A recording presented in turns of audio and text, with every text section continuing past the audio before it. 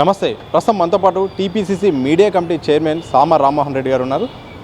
కేటీఆర్ ఏదైతే జన్వాడ ఇష్యూ నడుస్తుందో, ఒకవైపు హైడ్రా అనే కూల్చివేతల అంశం నడుస్తుంది. ఇదే నేపథ్యంలో కేటీఆర్ చేసిన వ్యాఖ్యలు అంటే ఎవరివైనా కూల్చివేయచ్చు, ఒకవేళ కాంగ్రెస్ నేతలు నాయకులు కూల్స్తే కాంగ్రెస్ నేతలు కూడా కూల్చాల్సిన అవసరం ఉందని కూడా సవాల్ విచ్చారు. ఒకవైపు ఆ యొక్క ఏదైతే ఫామ్ హౌస్ ఉందో అది నాది కాదని కూడా ఆయన స్పష్టం చేశారు. ఏం చెప్తారు? మరి నీది కాదన్నప్పుడు నీకు మంట ఎందుకు? నీది కాదన్నప్పుడు నీకు మంట ఎందుకు? కేటీఆర్ ఈరోజు ఏమంటుండు అని అంటే, హైడ్రా అనేటటువంటి దానికి బెదిరిపోయి నేను దొంగని కాదు, దొంగని లీజుకి తీసుకున్నా అంటుండు. ఇంకా అదేంది ఇదేంది అంటే, అక్రమ కట్టడము నాది కాదు కానీ నేను దాన్ని లీజుకి తీసుకున్నా అంటుండు. ఎందుకంటున్నా నేను అక్రమ కట్టడము అనేటటువంటిది అంటే, అది ఏ సర్వే నెంబర్లో ఉంది, అది ఏ జోన్లో ఉంది, అక్కడ అంత పర్మిషన్స్ ఉన్నాయా, అక్కడ కట్టొచ్చా, ఆడ క్యాచ్మెంట్ ఏరియా ఉంటున్నప్పుడు దాంట్లో కట్టనీకే నిబంధనలు అనేటటువంటి అడ్డం ఉంటున్నప్పుడు నువ్వు మంత్రి లెక్క ఉన్నప్పుడు అది కట్టడము దాన్ని నువ్వు లీజుకు తీసుకోవడము. అసలు ఒక మంత్రి లెక్క ఉంటే కట్టడాన్నే నియంత్రించాల్సినటువంటి నువ్వు దాన్ని ఇంకా లీజుకు తీసుకొని అని చెప్పి ఈరోజు మాట్లాడుతున్నావా? తెలివితేటలు అనుకుంటున్నావు నువ్వేమన్నా? చేస్తాడా అవడన్నా? అదే ఈరోజు ప్రజాప్రభుత్వం వచ్చిన తర్వాత ప్రభుత్వ భూములని నాలాలు ఎంక్రోచ్ అవుతున్నా కొద్దిగా అది ఏమైతే సన్నగా అయిపోతాయి. సన్నగా అవుతున్నప్పుడు నీళ్ళు రేపొద్దున వరద వచ్చింది అనుకో, ఏడికి పోవాలండి? కాలనీలు మునుగుతున్నాయా లేదా? జనాలకు ఇబ్బంది అవుతుందా లేదా? ఎంత ఆస్తి నష్టం, ఎంత ప్రాణ నష్టాలు జరుగుతున్నాయి. మళ్ళీ వాళ్ళే అంటారు కదా, కాంగ్రెస్ పార్టీ వచ్చిన తర్వాత చూడు ఎట్లా అయిపోయిందో అని చెప్పి. మరి నియంత్రించాల్సిన బాధ్యత మన మీద ఉందా లేదా? హిమాయత్ సాగర్, ఉస్మాన్ సాగర్ అనేటటువంటి నగరానికి తాగునీళ్ళు ఇచ్చేటటువంటివి. మరి అట్లాంటి తాగునీళ్ళు భవిష్యత్తు పిల్లలను కూడా దృష్టిలో పెట్టుకొని వాటిని కాపాడాల్సినటువంటి పెద్దన్న పాత్ర ప్రభుత్వం తీసుకోవాలన్నా వద్దా? కానీ నువ్వు 10 ఏళ్ల పాటు మంత్రి లెక్క ఎప్పుడు వ్యవహరించలే. కంత్రి అయినటువంటి కేటీఆర్ అక్రమ కట్టడాలని కట్టించుకుంటా వాటినే లీజుకు తీసుకొని రాజభోగాలు అనుభవించాడు. ఫస్ట్ ఈరోజు ముఖ్యమంత్రి నాడు ఎంపీ రేవంత్ రెడ్డి గారు దీని యొక్క అడ్రస్ చేసినప్పుడు ఏమన్నాడండి? అసలు నాకు లేనే లేదు, నాది గానే కాదు, నాకు దానికి సంబంధం లేదని ఫస్ట్ అన్నారు. తర్వాత గుట్టు మొత్తం బయటకు వస్తున్నటువంటి తరుణంలో లేదు మేము లీజుకు తీసుకున్నామని చెప్పి మాట్లాడాను. అవునా? మరి లీజు గిట్ట నువ్వు తీసుకొని ఉంటే ఈరోజు కూలగొడుతున్నామంటే నీకు నొప్పి ఏంటిది? నువ్వెందుకంత ఓవర్ రియాక్ట్ అయిపోతున్నావు? నువ్వు సహకరించాలే, వచ్చేసి అవును కదా ఇగో ఏ రకంగా అక్రమ కట్టడం అంటే ఇగో ఇట్లా కన్జర్వేషన్ జోన్లో ఉంది, అప్పుడు కూడా ఇదే ప్లాన్ కదా. ఇవేవి చూడకుండానే నువ్వు బీయింగ్ మంత్రి పోయి లీజుకి ఎట్లా తీసుకున్నావు అండి? ఎట్లా తీసుకున్నావు నువ్వు? క్యాచ్మెంట్ ఏరియాని ఇబ్బంది చేసేటటువంటి దాంట్లల్లా నువ్వు ఎట్లా తీసుకున్నావు లీజుకి?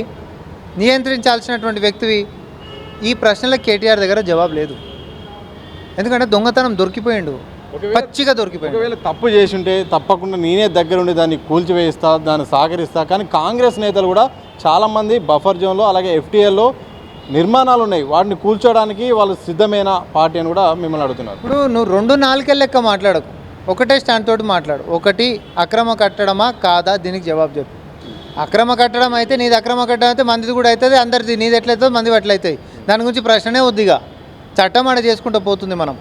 కానీ నువ్వు చెప్పు ఫస్ట్, అక్రమ కట్టడమే అయితే మీతో కూడా కూల్చమంటున్నావు కదా. మరి అక్రమ కట్టడమే అయినప్పుడు నువ్వు లీజ్ ఎందుకు తీసుకున్నావు? నువ్వు మంత్రి లెక్క ఉన్నప్పుడు మీరు కొత్తగా వచ్చిందా చట్టం ఏమన్నా పలానా కాడ కట్టొద్దు అని?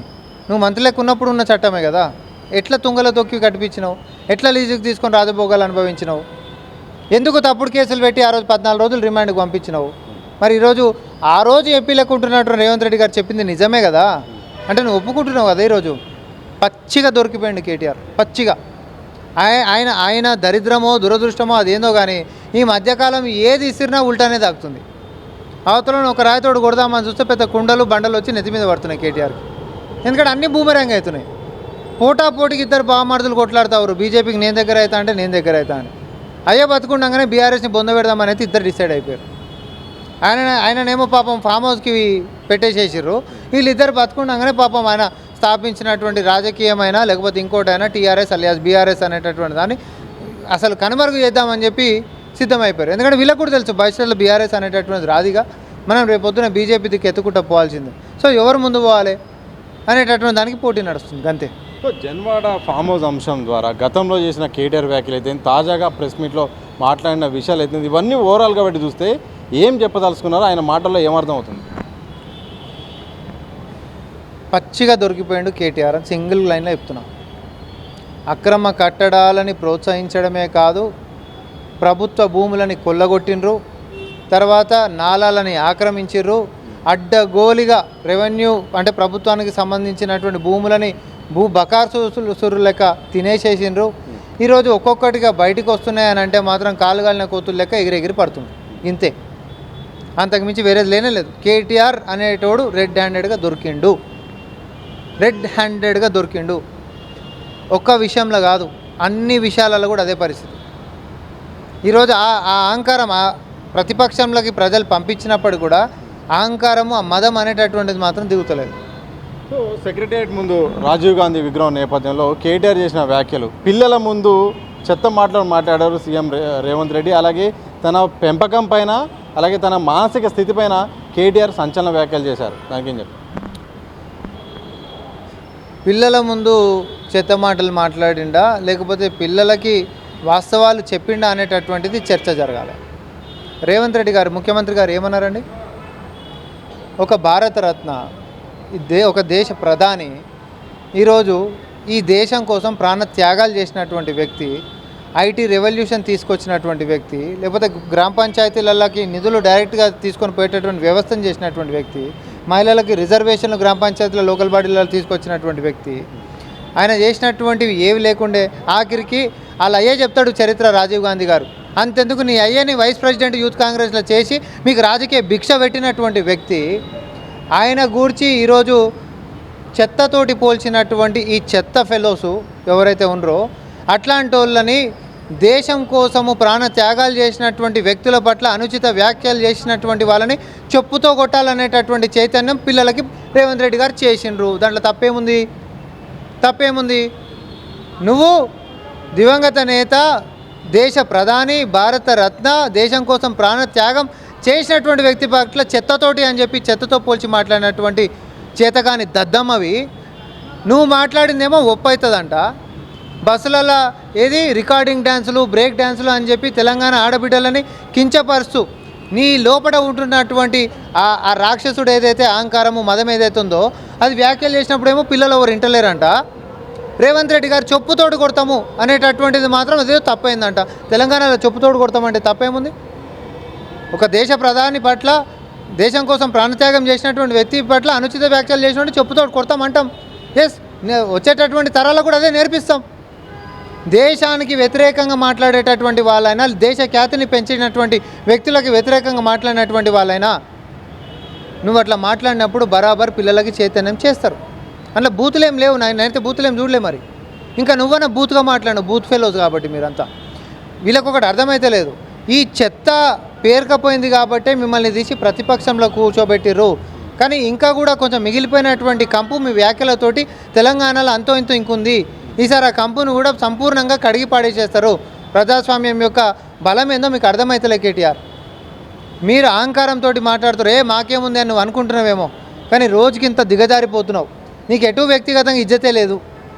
సమాజంలో కనీసము రాజకీయంగా 10 సంవత్సరాలు ఉర్రు అనేటటువంటిది మీ సొంత కార్యకర్తల దగ్గర కూడా మీకు ఆ పరువు అనేది లేకుండా పోతుంది అనేటటువంటిది మాత్రం నేను స్పష్టంగా చెప్తాను. సో చివరి చెప్పండి, తెలంగాణ తల్లి విగ్రహం అక్కడ ఏర్పాటు చేయాల్సి ఉండే, కానీ రాజీవ్ గాంధీ విగ్రహం ఏర్పాటు చేస్తున్నారు. మేము అధికారంలోకి వస్తే మాత్రం మళ్ళీ ఆ విగ్రహాన్ని మార్చి మళ్ళీ తెలంగాణ విగ్రహం అయితే అక్కడ పెడతామని కూడా బీఆర్ఎస్ సంబంధించిన నేతలు అంటున్నారు.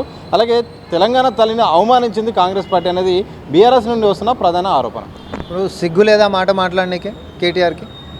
సిగ్గుందా అంటున్నాను నేను. ఫస్ట్ తెలంగాణ తల్లి విగ్రహాన్ని సచివాలయం లోపల పెట్టుకుందామని చెప్పి ముఖ్యమంత్రి గారు మీడియా ముఖంగా చెప్పిండు. జూన్ 5 తారీఖు చెప్పిండు.